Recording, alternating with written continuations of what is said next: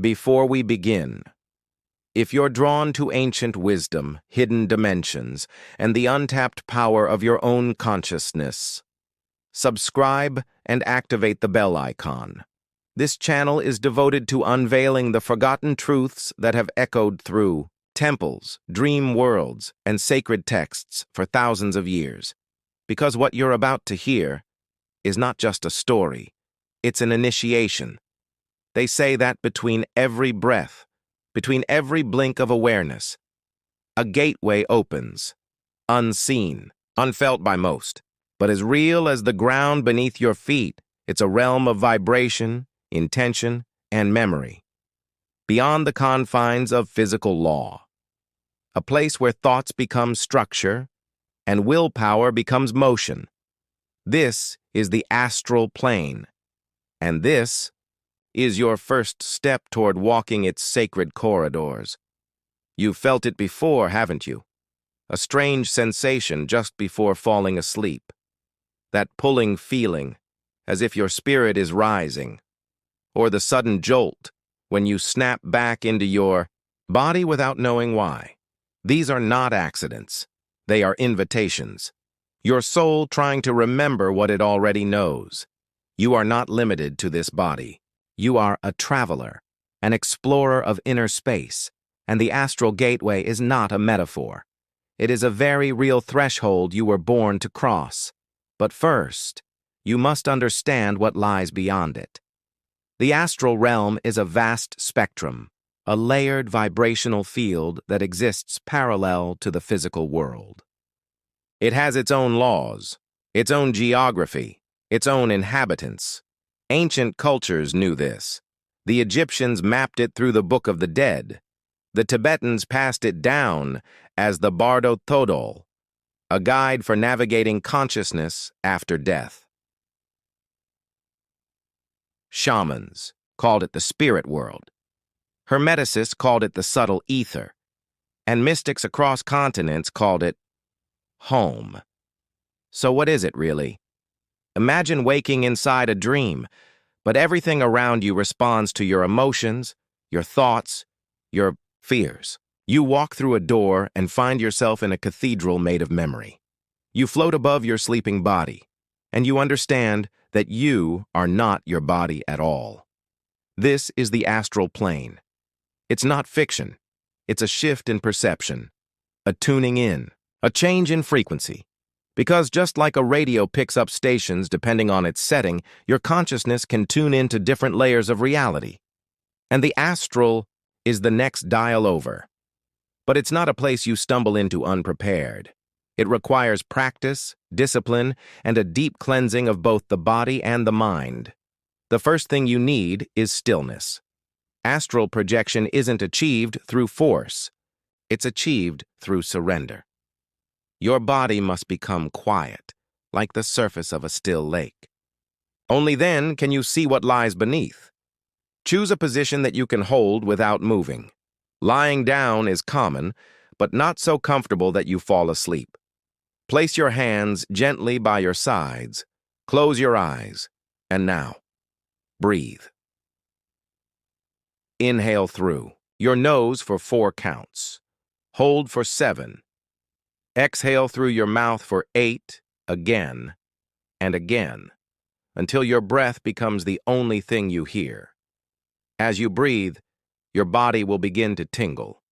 Your limbs may feel heavy, like they're melting. Into the bed. This is good. This is the gateway opening. Next, the mind. Thoughts will rise like smoke. Memories, to-do lists, random images. Watch them. Don't chase them, let them pass. Eventually, there will be space. In that silence, speak your intention. Say it mentally or aloud. I open myself to the astral light. I move beyond fear. I remember who I truly am. You're not just saying words. You're aligning your field. The astral responds to emotion, vibration, and clarity of will. You must be grounded, but open, centered, but willing to let go. Now we enter technique. There are many, but 3 stand above the rest. The rope method. Visualize a rope hanging above your body. Now imagine your hands, your astral hands, grabbing the rope and climbing upward. Don't move your physical body. The movement is imagined but intensely focused. As you pull, you may feel pressure, spinning, or a strange pop-pee as you exit. The vibrational method. As you fall into deep relaxation, a moment will come when your entire body buzzes, a hum, a wave, a vibration that seems to come from everywhere and nowhere. This is the critical phase. Most people get scared and jerk awake, but if you remain calm, these vibrations will intensify until you can roll, rise, or even launch out of your body. The mirror gate.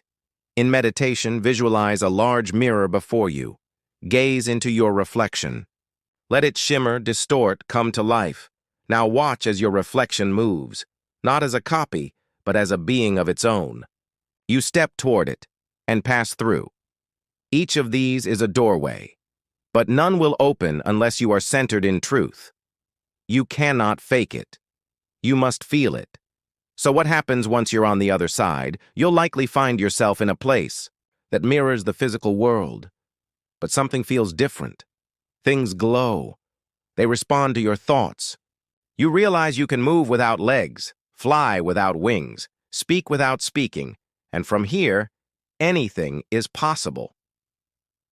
Some travelers find themselves in familiar spaces, their bedroom but with symbols on the walls. Others find temples, libraries, ancient halls of light, and some drift far into the void, where pure consciousness dances in silence. You may meet beings.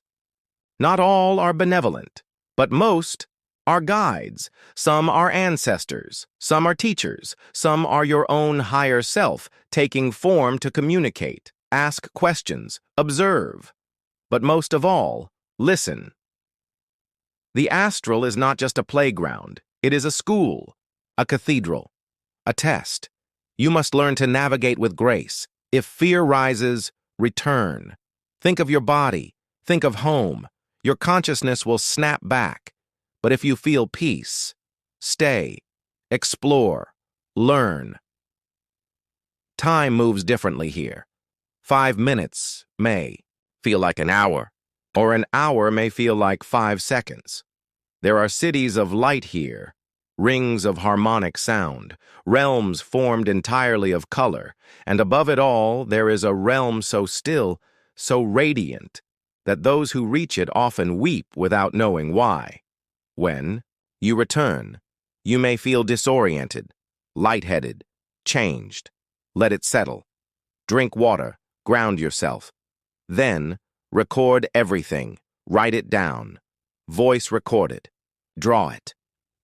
The more you remember, the more your subconscious integrates the journey, and the easier it becomes to return.